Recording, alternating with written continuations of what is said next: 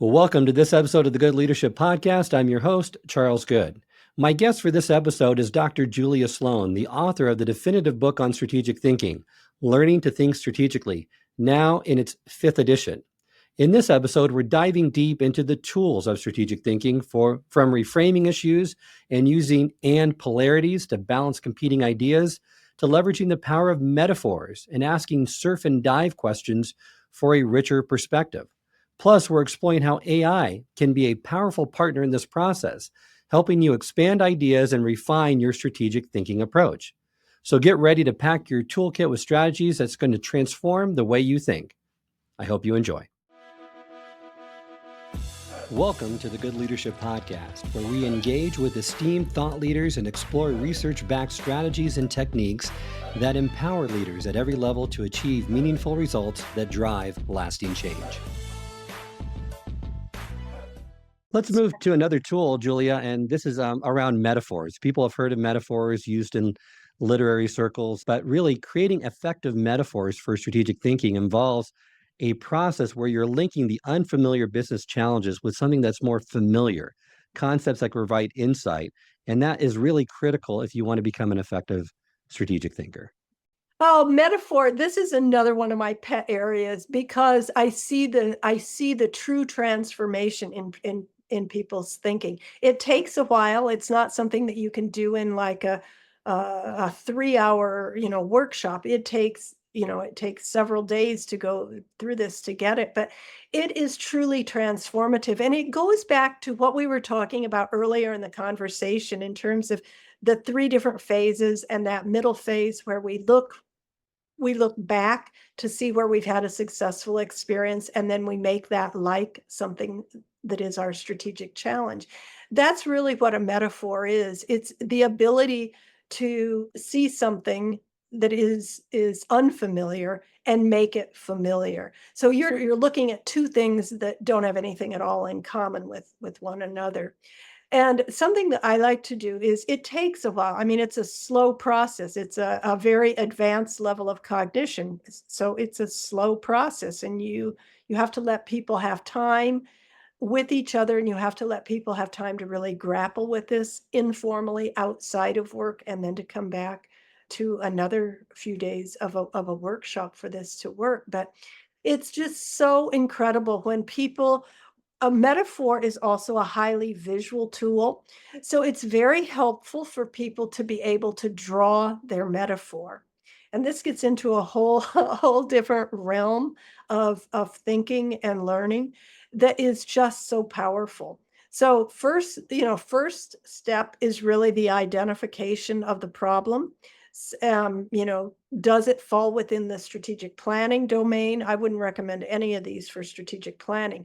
Or does it fall into the domain of strategic thinking? And I would highly recommend it for that. So identify, the nature of your problem, and then really search, really do a scan in terms of what is this problem similar to? What makes it so familiar to something else? And And start picking non-work contexts too that you're familiar with, right? Don't just limit it to work, say sports, music, nature, art, open. personal hobbies. That's where you want to kind of look for a familiar experience that you can relate it to. Absolutely. You want to really open it up to stuff that's outside of work, which is why getting yourself outside of work is so important to being able to imagine these other things. And then you need to find something that I always, sometimes I see people who want to come up with something, very sophisticated and very intricate or whatever. But it's maybe some obscure flower that's found in some country, that's useless because the whole purpose of using a metaphor with strategic thinking is to help people get something, help people understand something that in fact is very, very complex. It's why with doctors, when you work with doctors and when you work with anybody in a medical field, a lot of the problems they're dealing with are highly complex problems. Things that if I go to the doctor, I would never understand all the medical jargon and all the complexity around an illness. But if they can use a metaphor help me to understand a procedure or a disease, it works like magic. Same thing works for business. If you can use a simple, ordinary, everyday, common metaphor that I get, it's like, I'm on board. I get that. I'll work with you. We can move forward with this. So don't try and come up with a metaphor that's obscure or something because it defeats the purpose. It's just important to come up with something everyday, ordinary, where people say, oh, that's what it's like. And drawing can really help that because there's this incredible thing that happens between the thinking mind and the drawing hand that you can't use words to describe, but you have to experience. And I find in workshops and also with my grad students, with once they experience drawing their metaphor and giving them all the time that they need to do this, it is truly transformative. I highly recommend playing around with that because it feels like magic.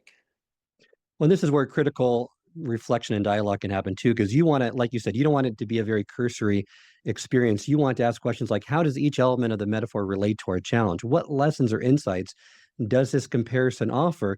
And then push the metaphor to see where it starts to break down, which can reveal limitations and aspects that don't directly apply.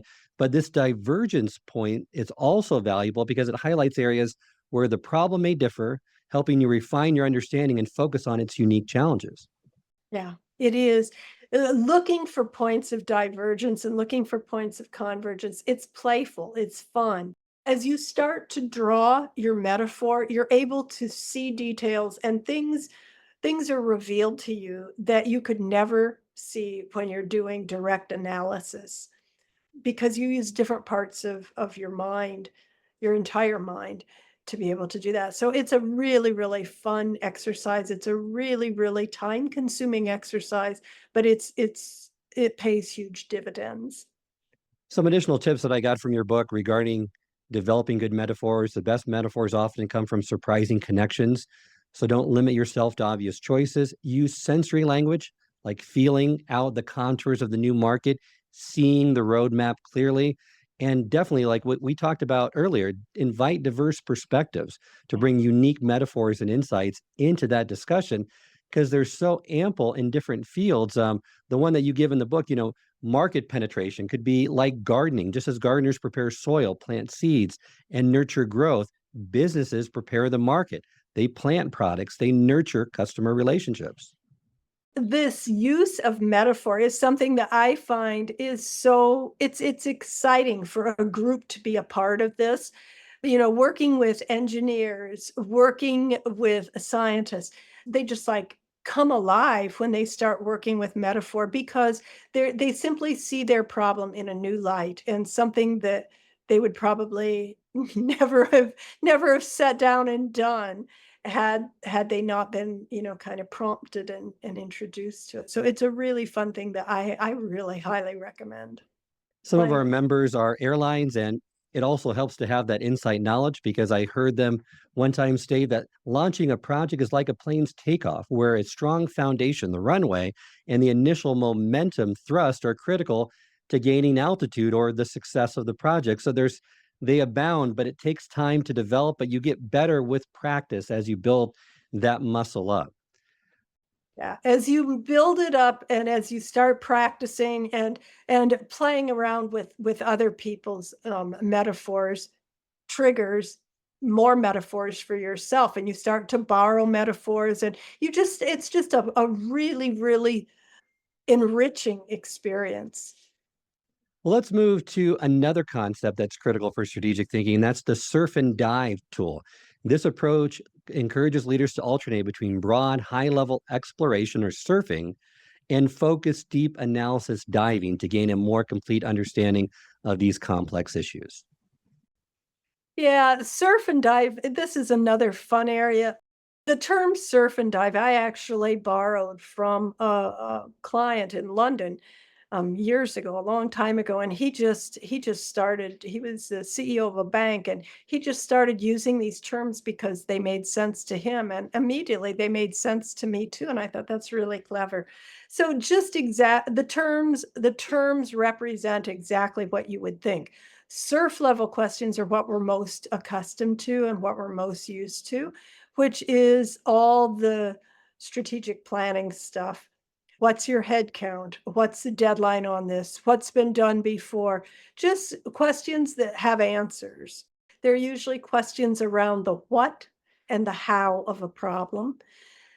And that's great. There's nothing wrong with that. We need that because that helps to inform us in terms of a bigger picture. What's really important for strategic thinking is to take the courage and really ask the deep dive questions. These are the questions that in most organizations at most levels, including board levels, are most often considered to be taboo. Because and the way that you'll know this is when people ask a sincere deep dive question, a lot of times the group will just give this collective eyeball roll, or they'll give a collective, like, "Don't you know you don't ask those kind of questions here?" Where you also see it is sometimes when newcomers come into an organization, or maybe you get a new batch of associates, and they're bouncing around questions. When they hit on a deep dive question, you will know it. Just scan the room, and you can read the body language if you don't hear the sigh. These are questions that really get at the why, and it's not just the constant ask 6 why questions. Why this? Why that? Why this? You'll drive people batty. But rather, it's really the questions that get at what are the assumptions that are keeping us here? Or what are the assumptions that are holding us back from trying something that may sound ridiculous? So I think something that makes dive level questions even more helpful is when you can keep track of the frames. Because this is one of the criticisms around just the ask 6 whys or ask 5 whys or 7 whys. A lot of times we just keep going, why, but we're staying in the same frame. So what we wanna do is pay attention to what's the frame that we're using for asking the why questions and change it up, and then change it up again, and then change it up again. This can go on and on and on, and it's kind of like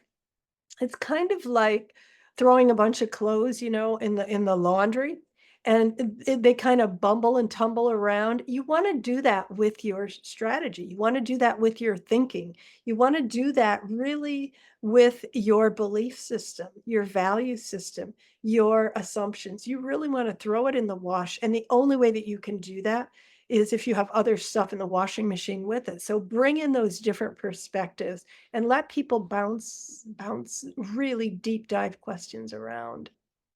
And I love how the tools integrate with one another and can be used with one another, because that surf and dive method enables leaders to think strategically by moving fluidly between that big picture scanning and Yeah. deep analysis, which is so essential. This balanced approach is essential for strategic thinking, and it's hard to do, but it's something that becomes once again easier with practice. And with the vocabulary, when people have, I just find one of the things with clients that is so helpful is slowing things down, taking multiple days, and giving people a vocabulary, because it's very, very difficult to talk about something like strategy or innovative strategy if you don't have the words. And I think framing, surf and dive, questions, the triangle model, this gives people a strategy vocabulary that they can talk from, and it helps create a common language, and it helps to embed strategic thinking within an organization. Let's move into AI because that's been on everyone's mind. And really, the first question is AI going to take away our need to be a strategic thinker? Is that going to be outsourced to AI? Or is there still that HI, that human intelligence component that's always going to be needed in this process? I totally think it's very dangerous to even think about doing strategic thinking without the human component, because where strategy itself is helped by AI is within the strategic planning and strategic implementation. It's fantastic. It's exciting. There's so much new stuff, like almost every week, that comes out that can really help with implementation and that can really help with the planning. When you start looking at using AI and it's changing all the time. But when you start using AI for strategic planning, you get rid of a lot of human error, and it's also very, very cost effective. However, strategic thinking, we said, is supported by a very different type of thinking. And it's not that AI can't be helpful there. It's that I think we have to be very clear about, what are the capabilities of AI that can be of service to strategic thinking, and what are the human capabilities that will always be necessary. And in the book, I have a chart that kind of outlines these things that I think can be useful to, tack up somewhere. One is just kind of putting a flag on and paying a little bit of attention to efficiency and convenience, particularly those of us who come from the US culture. We tend to have almost an over reliance and an obsession with efficiency and with convenience, where we're willing to sacrifice depth of thought for something that is quick, quick, quick. And we want to be careful about that because we can easily fall into the trap of allowing AI to become a substitute for our own strategic thinking. And we don't want to go that way. And polarities is something that we really do need the cognitions for strategic thinking for, because we need to pay attention to the affective as well as to the cognitive capabilities there as well. Temptation and certainty, the more uncertain our environment, the greater the temptation to use AI to give us this sometimes false sense of certainty is. So pay attention to when you feel like you've almost met your threshold in terms of dealing with uncertainty and unpredictability, and feel that temptation to go to AI. This is where I think a lot of times it's helpful to say, what strategic thinking tricks do I have up my sleeve? Bounce it back and say, might I have an anpolarity here that needs some attention? Might I have missed the opportunity to do a deep dive for this? Have I missed perhaps the opportunity to reframe and to have my frame shifted and shattered? So, uncertainty, different people have different thresholds for that. And another thing is paying attention to something that's called anthropomorphism, a word that's got 100 syllables. But what that basically means is it's a term that gives human traits to non-human objects. And the way that we're first introduced to this is often when we're babies with toys. For example, where, we'll say, we'll have to put your toy bunny in the toy box, or, it'll start to cry, or it will be lonely without you, or something like that. So we give human attributes to non-human things. We do this right up through, Alexa, where it's like, that's not the way to talk to Alexa. Or if you don't use polite commands, Alexa won't mop the kitchen floor for you. But this whole idea of anthropomorphism is used extensively in AI as a marketing tool.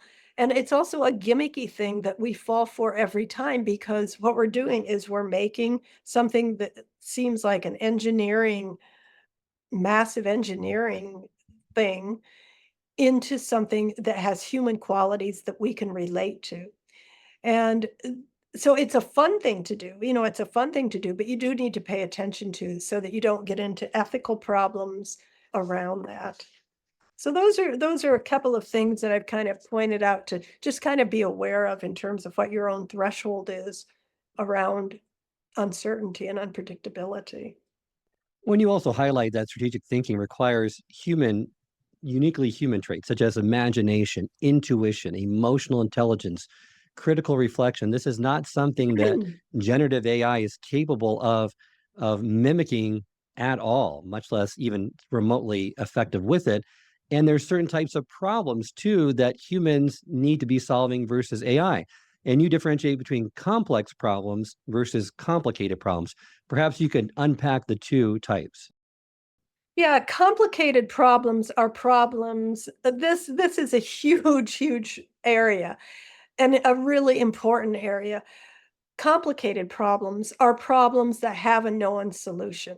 I may not know it, you may not know it, but somebody somewhere knows it. Okay, so complicated problems have a known solution.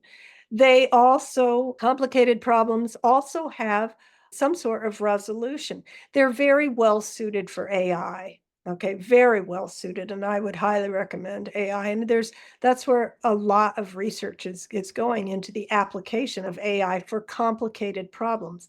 If we look at complex problems are completely different. Complex problems are problems that have no known answer, they have no single correct answer, and they may have multiple possibilities. Complex problems also have variables and factors that are so intertwined that you can't just untangle them and solve them one by one. They're just enmeshed. So strategic planning and AI works very well, as we said, with complicated problems. Strategic thinking works very well with complex problems. And, that's something that takes a couple of days to kind of sort through, but it's something that I think every leader needs to pay attention to. Every leader who's working on strategy or correcting strategy or reimagining strategy, because the kind of thinking that's used for complex problems really draws from the human domain very, very heavily. And I think it's important to know what our role is and what it's not. You mentioned a couple of things in terms of, and these are listed in the book, but things that AI can't do and will never be able to replace. One is AI doesn't have experiences.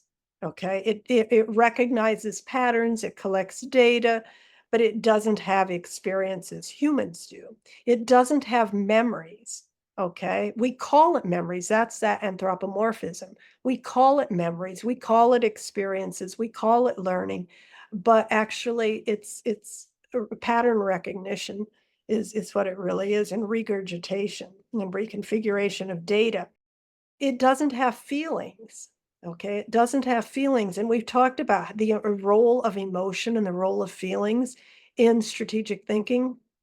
You we try to make strategic planning void of feelings. Strategic thinking is packed with feelings. It doesn't intuit. It doesn't reflect. It can't reflect perceptions. It doesn't have sensory perception ability, and it doesn't have imagination. And this is something, again, we often say, AI does have imagination. AI creates new things, but it uses a very different thought process than imagination. Imagination is uniquely human. So I think these are some things, if you want to check it out in the book, these are some things to pay attention to and to help to sift through. Do I have a complex problem or do I have a complicated problem? What do I want to, offshoot to AI, and what do I need to use our wonderful, human talent that we have? And AI can serve as a valuable tool for efficiency and data analysis, like we mentioned, but it must work alongside those strategic thinkers who bring that creativity, intuition, and ethical considerations to the table. Strategic thinkers, I'm strongly committed to the fact that they will need to carefully balance the strengths of AI with their own irreplaceable cognitive abilities, ensuring that AI complements rather than supplants that human led strategic thinking, which I think would be a loss for everyone. Yeah, I do too, and I think right now, the application of AI has been around for quite a while, but the application of AI is just changing all the time. And like I said, I think a dilemma that every single organization is facing everywhere in the world is, capacity building. How do we continue to develop the capacity of humans? And how do we continue to develop the capacity of AI? And how can we work in complement to each other? How can we be compatible? This takes human judgment, in terms of where are the boundaries and how will we know? And who else should we bring into the conversation? So I think the real challenge is developing compatibility to continue to develop the capacity for humans as well as for AI, so that we can move in the direction of something and somewhere that's very constructive and not destructive. Very well said. Before we end today, like to give some of the listeners tips for them to become better strategic thinkers. One of the tips that you have given in your programs in the past and from our discussions is you need to change up the spaces, change up the places, and change up the faces, which I think is a great insight for leaders as they're going into these strategic sessions. Yeah, mix it up, mix it up, mix it up. Like you said, mix up the faces, mix up the places, mix up the spaces, because it keeps us on guard. It keeps us just a little bit of, a little bit out of kilter. That's such a healthy thing. And one of the best ways we can do that is, if you always have your meetings in the same place, change it up. If you always have it inside, go outside. If you always have it in the basement, go to the top floor. If you have the same people sitting around the table all the time and you recognize them all and you can finish their sentences, it's time to switch it up because it keeps us fresh. So exposure to new things, exposure to new possibilities, it supports our imagination, and we need more of that. Contrarian perspectives would be another Yes. thing that I would say that people need, and AI can help with some of the tools that we've mentioned, with the metaphors and analogies, maybe even with the polarities. AI can be leveraged in certain cases to help you get better at those practices, but making sure that you incorporate those in your strategic thinking process. Yeah, I think AI can be a nice challenge partner for some of these things. AI is not going to go to the depth that you're going to get with a human partner because there's an emotional component, a sensory, perceptive thing that's going to always be missing. But AI can be nice in terms of kind of a launch pad. If you're feeling a little bit uncertain about how you deal with polarities, or you feel a little bit uncertain about how you might deal with contrary opinions or people poking holes, play around with AI. It doesn't have any feelings, so you're not going to hurt their feelings until you get comfortable with it. I think it's a good way to develop a strategic thinking partner. Are there any final tips or tip that you would like to share with the listeners of the best way to get started in becoming a better strategic thinker? I think a couple of things. One, I would say remember, I call it the 4 C's of strategic thinking. It's complex thinking, conceptual thinking, critical thinking, and creative thinking. Those 4 things require human thinking and always will. Those belong with strategic thinking. Just really focus on those because AI is very, very rapidly taking over the strategic planning and even the implementation pieces of strategy. Another thing, I think, when we look at the number of complex problems and we look at the degree of complexity of problems, I think now is the time that we need strategic thinkers more than ever. And I think AI is a great partner. I think we should, continue to invite AI into strategy conversations in the strategy process. But I think there are some things, some human thought processes that are desperately needed today in terms of dealing with the level of complexity, particularly if you're interested in an innovative strategy. So I think there's a lot of room for all of us in terms of this kind of integration and synthesis between AI and human capability. Well, thank you very much, Dr. Sloan, for joining me today. It was a great discussion, a lot of great insights shared with listeners. Remind our listeners how they can get in contact with you and learn more about your work and get the latest edition of your book. Yeah, thanks so much, Charles. You can go to www.sloaninternationalconsulting.com, or you can find me also on LinkedIn under Julia Sloan. And I should hold up and put up a copy of the 5th edition, which was just released, and I'm very excited and would invite you to, have a read, have a look at it at your leisure. I hope this episode has provided you with valuable insights. If it has, I ask you to share it with someone who would also benefit from it. If you've been enjoying and gaining knowledge from this podcast, then subscribe to our YouTube channel where you can find all the previous episodes of the podcast and additional learning resources. You can also subscribe to the podcast on Apple or Spotify and leave up to a 5-star review.